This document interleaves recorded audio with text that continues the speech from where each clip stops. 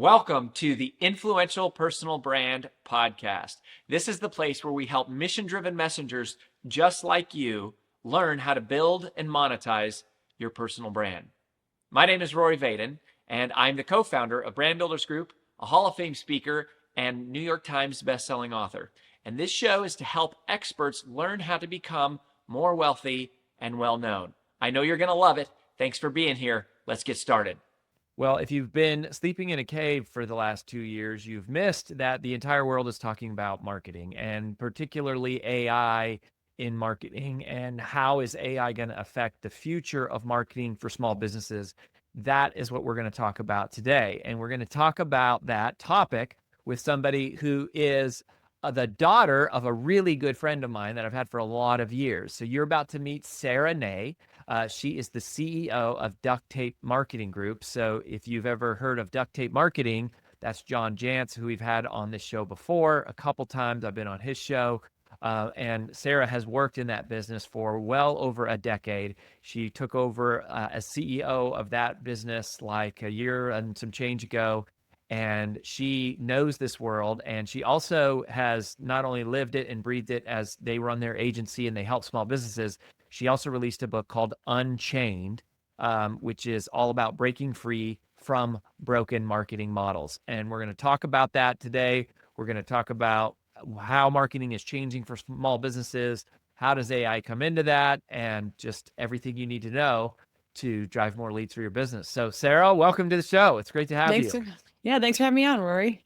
So I want to just dive in right on the topic of AI. I know that you've worked, as a CMO with fractional CMOs, but I want to ask you about the subtitle of the book. So the book, again, Unchained, but the subtitle I really love, Breaking Free from Broken Marketing Models. So what are broken marketing models?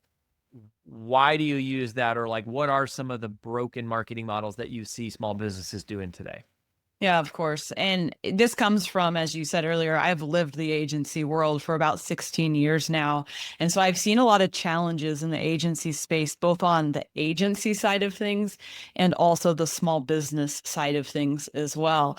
And one of the key things that I see broken in the agency model or the outsourcing model is there's a lot of small businesses that get into business because they're passionate about a topic or a service or a product or whatever it might be. And then all of a sudden they have to learn how to market their business. And so either they're forced to figure it out themselves. And so now they're serving as the founder and the CMO of their business. Or in a lot of cases, they end up just outsourcing or delegating their marketing to outside partners as they're in growth mode. And so where I see a lot of small businesses struggle is they outsource their control. And so all of a sudden they bring in an agency or a contractor and they say, okay, run my marketing. We'll pay you every month. We'll have no idea what you're doing. And we hope that you get us some results. And they keep paying over time. And there's a lot of challenges in that. And I've seen it as extreme as, companies outsourcing their marketing to an agency, and the agency owns their website, URL, domain, hosting all of the things. And so when they part ways, the company then loses their biggest marketing asset, which is their website. And so the book is all about how can small businesses take ownership and control of their marketing. And I'm not saying outsourcing is all bad, but outsourcing to the right relationships is important.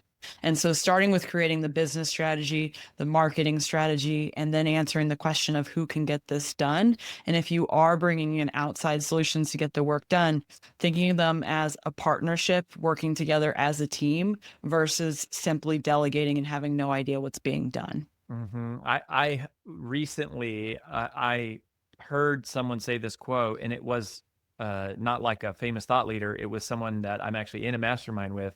And she said, my entire goal is to insource understanding, but outsource execution. And it's probably my favorite new quote. This is definitely my favorite new quote that I have heard in the last year is I want to insource understanding, but I want to outsource execution. So what I'll ask you as an agency owner who, Yeah. many companies do outsource some of their execution and some of their stuff to you. What are the things that you think a small business owner can do and should be doing to hold their agency accountable, right? So I think you said like the wrong thing to do is just like spray and pray where you're like, here's some Yeah. money, like solve this problem. Like that's not how it works. But what are the kind of like metrics or reports or check-ins or touch base points or, call it, internal controls that somebody should install if you run a small business, but you're working with outside marketing support? Yeah. I'm gonna take it even a step back further before I get to that point. It really comes down to creating the business strategy first and then thinking about the marketing support from there, because that's a key piece where when someone brings in an agency or an outsourced solution and they're relying on that agency to tell them what to do or to get the work done, you're playing a bit of a guessing game. And so as the business owner, you should take some time to create an overall business strategy to then help guide your marketing team or support in. And so that's things like your mission, your vision, your values, your current revenue, where you want to be in 1 year and 3 years from now, because all of that information is important to then be able to say, okay, now let's think marketing strategy. And so let's say you're not a CMO, you're a business owner and you need help with creating the marketing strategy. Then when you're bringing someone in to help you, you want to look for someone that is very strategic on the front end. And so they're creating an overall marketing strategy and plan based on research, identifying things like your ideal client and your core message and your customer journey and your biggest growth priorities. And then you can start thinking about tactics. And so those are the components that should go into a marketing strategy. Once that's created, you'll have a better understanding of what needs to be done in order to move the needle and also who needs to do the work. And so then you can start thinking about who is actually going to help us market or execute on this marketing plan. Is it humans or is it AI? Depends on the task. Both are great solutions.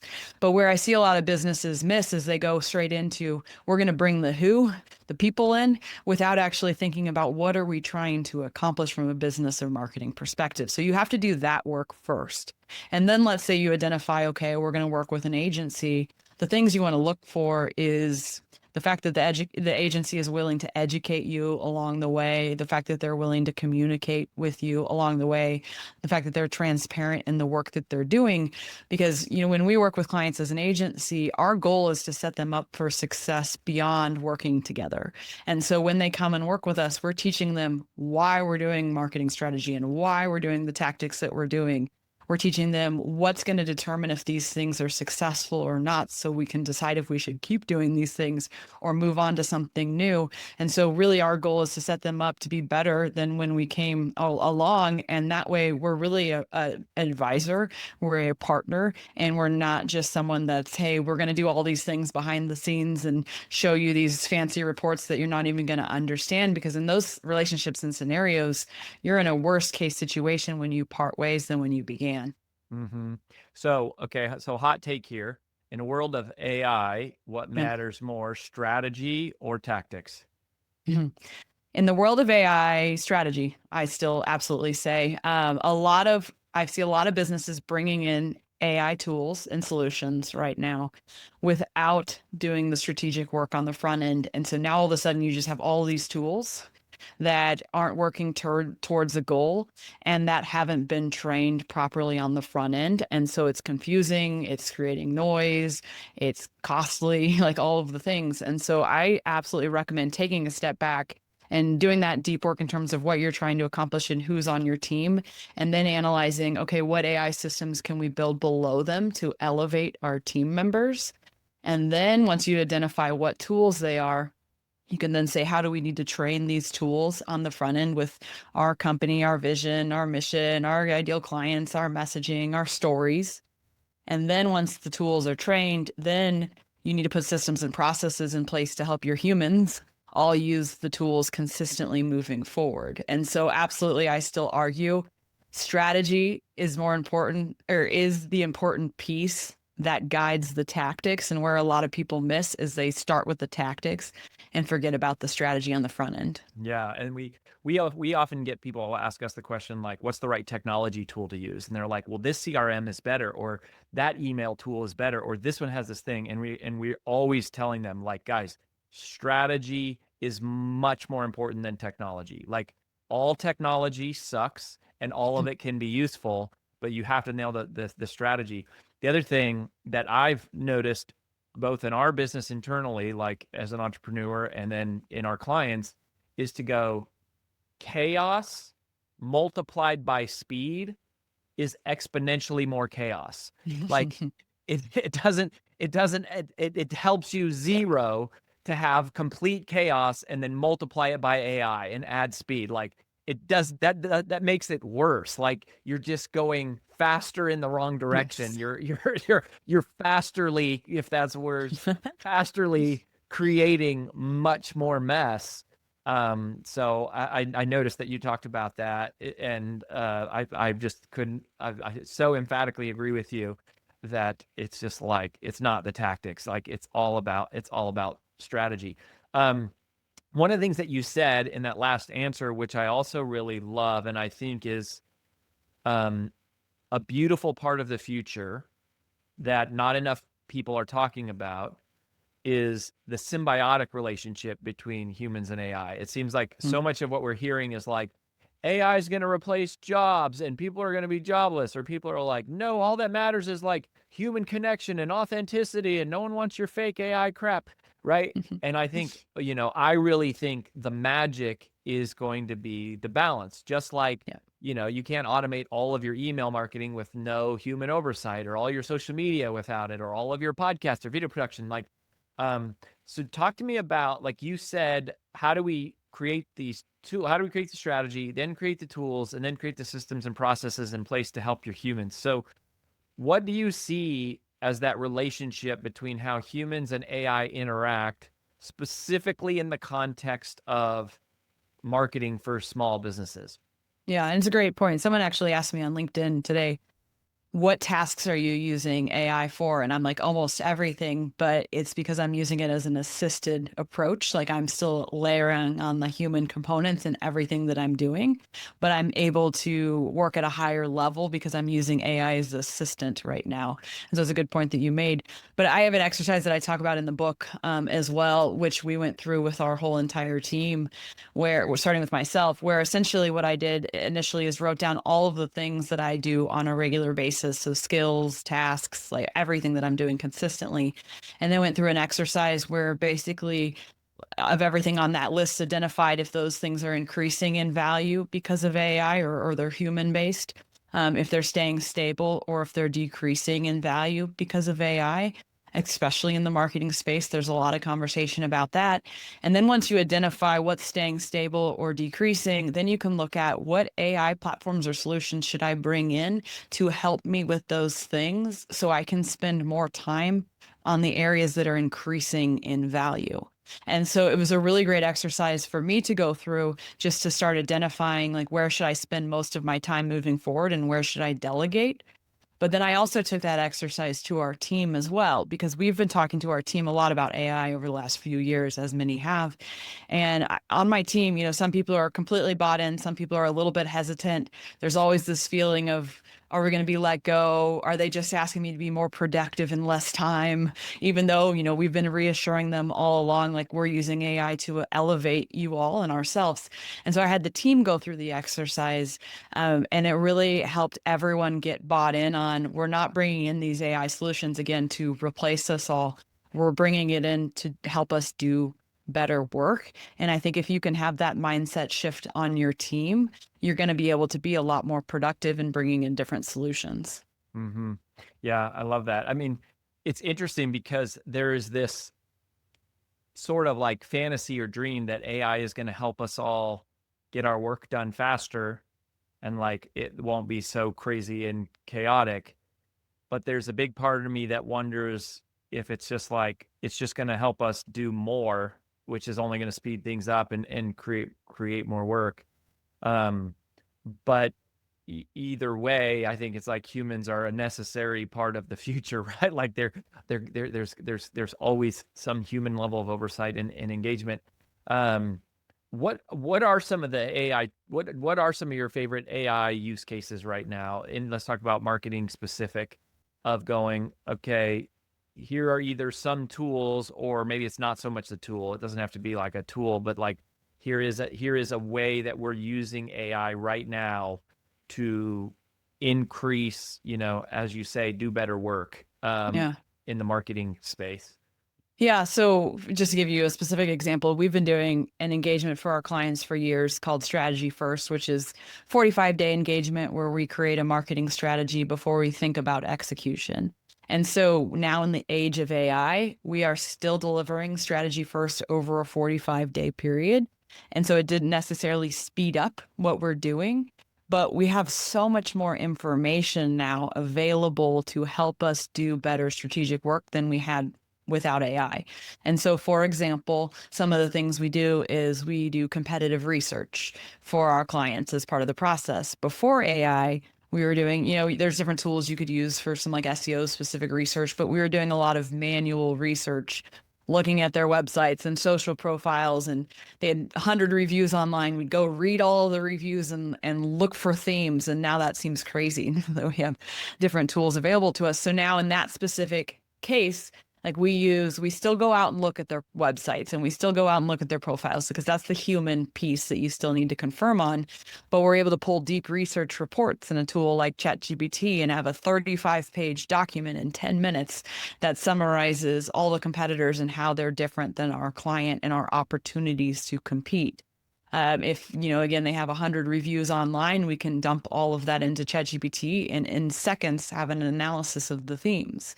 And so it's allowed us to have more information to help guide strategic decisions than we've ever had before. But then also when you go into the execution side of marketing, gone are the days where you need to have a content writer writing everything from scratch, or a social media specialist creating everything from scratch. Because if you take the time to create the marketing strategy and train something like ChatGPT on that information, now you can use ChatGPT by human in on the front end and human on the back end, where you're having ChatGPT do a deep research report, to write a blog outline, to write the first draft of a blog post. But then as a human, you're editing it, finalizing it, publishing it, getting across the finish line.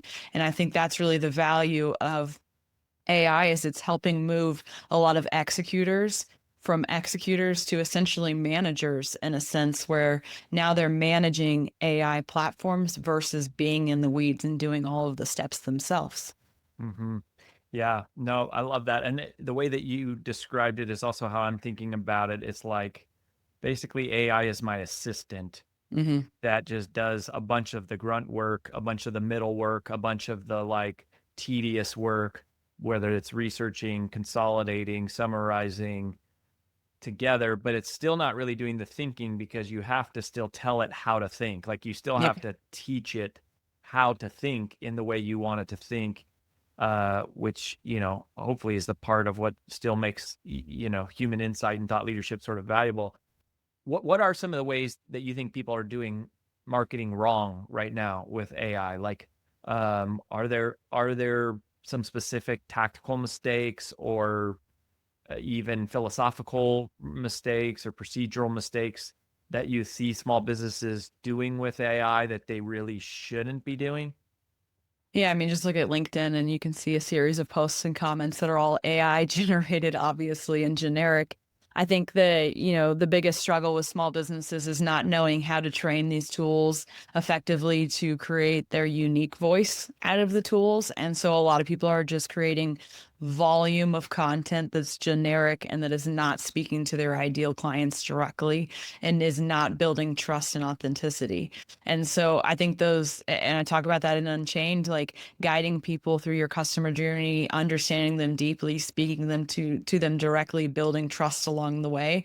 I think that's always been important in marketing, but people are looking for companies that are real.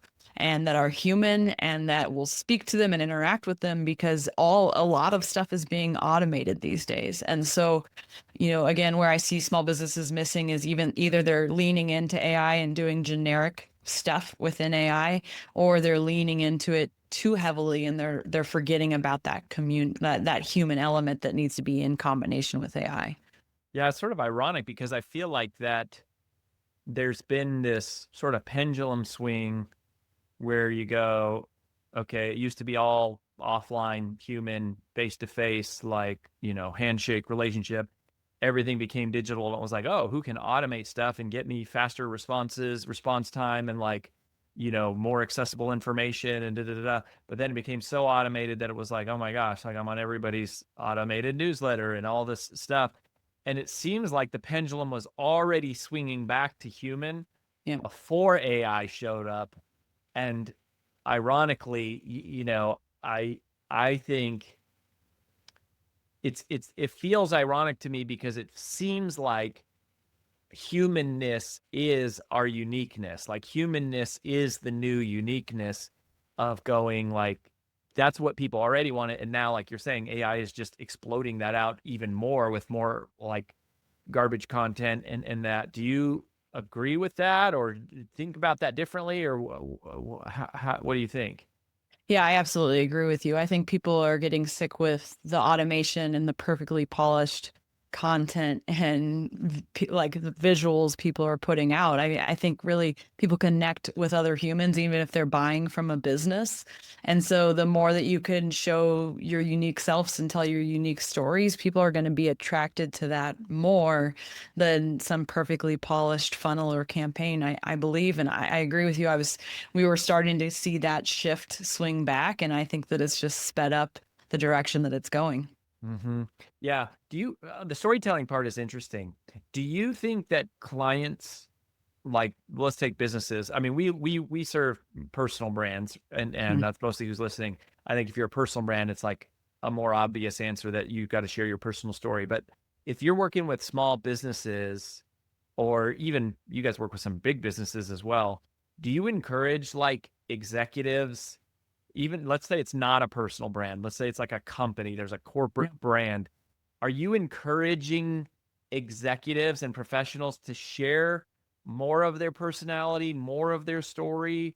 Or is it still more just like the company brand, the company logo, the company tone of voice? Or like, how are you guys navigating that balance right now? Yeah, I mean, we absolutely encourage both. Like the company needs to have its own voice and brand and way it's put out there, but also, as I said, human people want to buy from humans even if they're buying from a business. And so we absolutely encourage at least one person being the spokesperson essentially for the company and putting themselves out there to represent the company. Because again, people they buy from certain brands, but in a lot of well-known brands, but in a lot of cases, they want to connect with other humans and they want to trust other humans. And I was actually at a mastermind group event that I go to last week, and there was a speaker there that did a presentation, and his whole topic was every single small business needs an influencer or a spokesperson representing them right now. Hmm. And so I absolutely agree with a lot of what he shared, and it's what we've been working on with our clients and teaching for over the years as well. That's cool. Yeah, it's interesting. It's like definitely we trust people, and it's some of these AI clones are fascinating to me because it's like there are people following these. There's a lot of social media profiles that are growing that are completely fake. Yeah. Like they are somehow generating legitimate followership, but there's a part of me that feels very much like the business world and the corporate world is like always going to go, I want the real person. I want a real human. I want to know who I'm doing business with. Like, I don't want this perfectly airbrushed, like AI generated avatar talking to me. So I'm very curious to see how that plays out. Yeah, I agree. I was actually recording a training for our group yesterday, a training video, and I like stumbled over a sentence and I'm like, and I'm not going to edit that out because I'm a human and I make mistakes. And I kept going. So hopefully we're right here. That's great. That's a great line to start using. Like, I'm not even editing that out because I'm a real human. That's cute. Well, this is awesome, Sarah. So where do you want people to go? Again, the book is called Unchained. where do you want people to go to grab a copy of the book if they want to learn more? Absolutely. The book is on Amazon, and then the book website is unchainedmodel.com. And then our company website as well is just ducttapemarketing.com. Really cool. Well, thank you for this chitter chatter. Congratulations on taking over the business. You guys have had such a great brand over the years. We've enjoyed a great relationship with y'all, and excited to see what the future holds. So best of luck to you. And here's to staying human. Awesome. Thank you.